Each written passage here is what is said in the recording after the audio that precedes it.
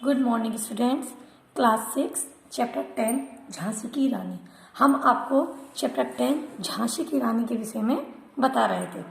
तो हमने आधा चैप्टर आपको बता दिया था। कल भी हमने कुछ टॉपिक आपको बताए थे। हमने यहाँ तक आपको क्लियर करवाया था कि विजय मिली पर अंग्रेजों की फिर सेना घिर आई थी। अब के जनरल स्मिथ सम्मुख था, उसने मुंह की खाई थी। कान्हा और मंदिरा सखियां रानी के संग आई थी। युद्ध क्षेत्र में उन दोनों ने भारी मार मचाई थी। मतलब उन रानी लक्ष्मीबाई को विजय पर विजय मिलती गई, पर अंग्रेजों की सेना ने एक बार फिर उनको घेर लिया। अब की बार उनके सन्मुख कौन था, उनके सामने कौन था? जनरल। अंग्रेजों का जो जनरल होता है सबसे बड़ा, जनरल स्मिथ, उनके मुंह के सामने था और उसने भी मुंह की खाई। उसको भी अपनी हार माननी पड़ी रानी लक्ष्मीबाई के आगे। कान्हा और मंदिरा सखियां भी, जो रानी लक्ष्मीबाई की सखियां थीं, वह भी रानी के संग अपार युद्ध करने लगी। युद्ध क्षेत्र में भी उन दोनों ने भारी धूम मचाई थी। मतलब है मन लगाकर रानी लक्ष्मीबाई के साथ युद्ध कर रही थी। पर पीछे हीरोज आ गया, अंग्रेज हीरोज आ गया। हाय गिरी अब रानी थी, बुंदेले हर मुंह लोके में, हमने सुनी कहानी थी। खूब लड़ी मर्दानी, वह तो झांसी वाली रानी थी। पर हीरोज जो था वह पीछे से, रानी के पीछे से उसने वार कर दिया और रानी गिर गई। हाय, यहाँ पर हाय कहा है दुख के लिए बोला है। अब रानी एकदम घिर चुकी थी। हर बुंदेले के मुंह से जो कहानी सुनी थी वे कौन थी?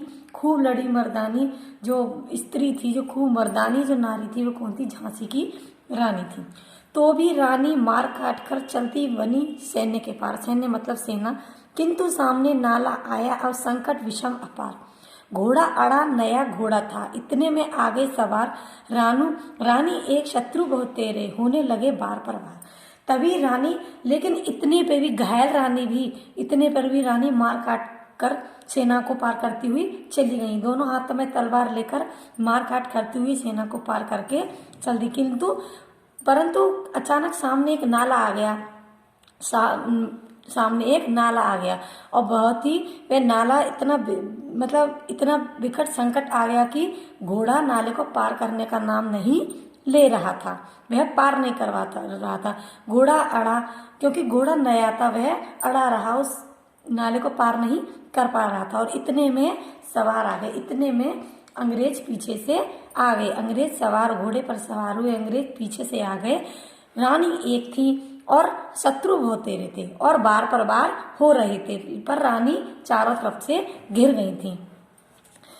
घायल होकर गिरी सिहिनी, उसे वीर गति पानी थी। इतने में ही घायल होकर जो झांसी की शेरनी थी वह वीर गति को प्राप्त हो गई। मतलब वह शहीद हो गई। रानी लक्ष्मीबाई इतने में घायल होकर, जो झांसी की शेरनी थी, वह वीर गति को प्राप्त हो गई, शहीद हो गई। हर बुंदेले के मुंह से जो कहानी सुनी थी, वह खूब मर्दानी जो नारी थी, वह कौन थी? झांसी की रानी थी। रानी गई सिधार चिता, अब उसकी दिव्य सवारी थी, मिला तेज। रानी गई सिधार चिता, अब उसकी दिव्य सवारी थी, मिला तेज से तेज की वह सच्ची अधिकारी थी। देखिए यहाँ रानी स्वर्ग सिधार गई। रानी तो स्वर्ग सिधार गई। चिता केवल उनकी अब जो दिव्य सवारी थी, दिव्य मतलब अलौकिक, देवता के समान जैसी, उनकी जो केवल अब जो दिव्य अलौकिक सवारी थी, केवल वह अब चिता रह गई थी। मिला तेज से तेज, मतलब तेज से तेज का यहाँ मतलब है आत्मा से परमात्मा का मिलन। वह मिला तेज से तेज, आत्मा से परमात्मा का उनका मिलन हो गया। तेज की वह सच्ची, और इसी तेज की, आत्मा से परमात्मा के मिलन की वह सच्ची अधिकारी थी। वह खुद ही सच्ची अधिकारी थी। अभी उम्र कुल 23 की थी। मनुज ने नहीं अवतारी थी। मतलब मनुज का मतलब होता मनुष्य, अवतारी का मतलब है अवतार लेना। हमको जीवित करने आई वह स्वतंत्रता की नारी थी। उनकी उम्र केवल 23 वर्ष की थी। जब वह शहीद हुई तो उनकी उम्र मात्र 23 वर्ष की थी। वह मानो वह मनुष्य नहीं, किसी देवता के रूप में हमें जीवित करने आई हूँ स्वतंत्रता संग्राम के लिए, अपनी देश की आजादी के लिए।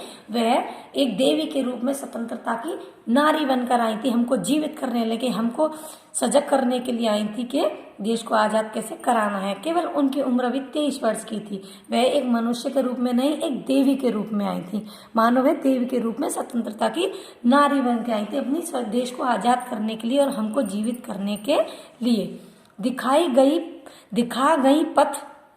गई पथ सिखा गई हमको जो सीख सिखानी थी, और वह हमें सीख का रास्ता सिखा गई। जो उन्हें हमको सीख सिखानी थी, वह कुछ ही पलों में, कुछ ही दिनों में, कुछ ही क्षणों में हमें इस पल को दिखा गई पथ सिखा गई हमको जो सीख सिखानी थी। हमें वह रास्ता दिखा गई, सीख का रास्ता दिखा गई जो वह हमें सिखाना चाहती थी, जो हम जन्म जन्मों तक याद रखेंगे। हर बुंदेले के मुंह से जो कहानी सुनी थी, जो खूब लड़ने वाली नारी थी, वे कौन थी? झांसी की रानी थी। जाओ रानी याद रखेंगे हम कृतज्ञ भारतवासी। कृतज्ञ का मतलब होता है बेटा जो उपकार, जो किसी का एहसान मानता हो, उपकार को याद रखता हो। एक होता है कृतज्ञ। कृतज्ञ का मतलब होता है जो उपकार को नहीं मानता हो। ठीक है, जाओ रानी याद रखेंगे हम कृतज्ञ भारतवासी, यह तेरा बलिदान जाएगा स्वतंत्रता अविनाशी। अविनाशी का मतलब होता है जो कभी नहीं नष्ट होने वाला। जा रानी आप स्वर्ग को सिधार जाओ, हम भारतवासी आपके उपकार को कभी नहीं भूलेंगे, हमेशा याद रखेंगे।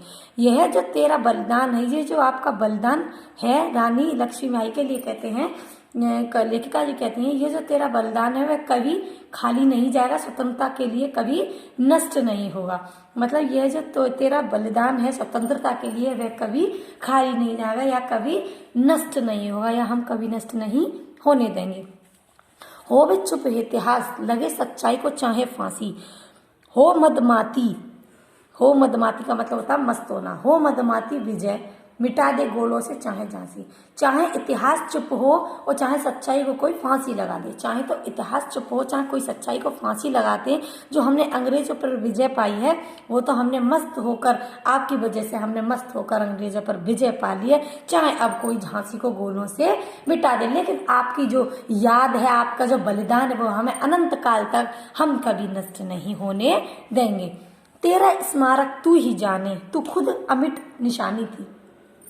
तेरा स्मारक तू ही जाने, जो तेरा स्मारक जो याद दिलाने वाला है, वो तेरी ही निशानी, तेरा स्मारक तू ही होगी। जो तेरा चिन्ह जो झांसी पर तू चिन्ह लगा के गई है, वो तेरा ही होगा, उसे हम याद दिलाएंगे। तू खुद अमिट निशानी थी, और जो तू ही अपनी एक निशानी है जो कभी नहीं मिट सकती। तू अपनी एक निशानी है याद दिलाने वाली, तो खुद ही झांसी की अपनी निशानी है जो कभी नहीं मिट सकती, और हम उस निशानी को जन्म जन्मों तक याद दिलाएंगे। बुंदेले हर बोलो के मुंह, जो हमने कहानी सुनी थी, वो खूब लड़ने वाली जो नारी थी, वह कौन थी? झांसी वाली रानी थी। बेटा ये चैप्टर मैंने आपको क्लियर करवा दिया है। बेटा ये देखिए, इसमें एक एक पंक्तियों में मैंने आपको पहले भी बताया था कि एक एक पंक्तियों में आपका अर्थ निकल के आ रहा है, बेटा। इसको आप एक बार पढ़ने की कोशिश करेंगे। अगर आपको फिर भी समझ में नहीं आती है, तो किसी दिन में आपको तो डांट क्लास होगी कभी भी, तो आप मुझसे कुछ भी पूछ सकते हैं डांट क्लास में। ओके बेटा, आप इसको पढ़ेंगे, बहुत बड़ा चैप्टर है ये। अगर आपको कोई भी टॉपिक इसमें समझ में नहीं आता है, ठीक है, कोई भी आपको पद्य समझ में नहीं आता, तो आप मुझसे बेझिझक बेटा कॉल करके पूछ सकते हैं, डायरेक्ट कॉल करके पूछ सकते हैं कभी भी। और या फिर आप मुझसे डांट क्लास कभी भी आपकी होगी, तो आप मुझसे जरूर पूछिएगा यदि आपकी समझ में कुछ भी नहीं आता है तो। ये बेटा आपके क्वेश्चंस के आंसर्स मैं आपके पास भेज दूंगी। आपको इसमें ये सारे क्वेश्चन ही हैं, इसमें बुक में आपको कुछ नहीं करना है, आपको मैं ये नोटबुक में लिख के आपके पास भेज दूंगी। ठीक है बेटा, अगर और कोई प्रॉब्लम होती है तो आप मुझसे कॉल करके डायरेक्ट पूछ सकते हो। ओके बेटा, थैंक यू।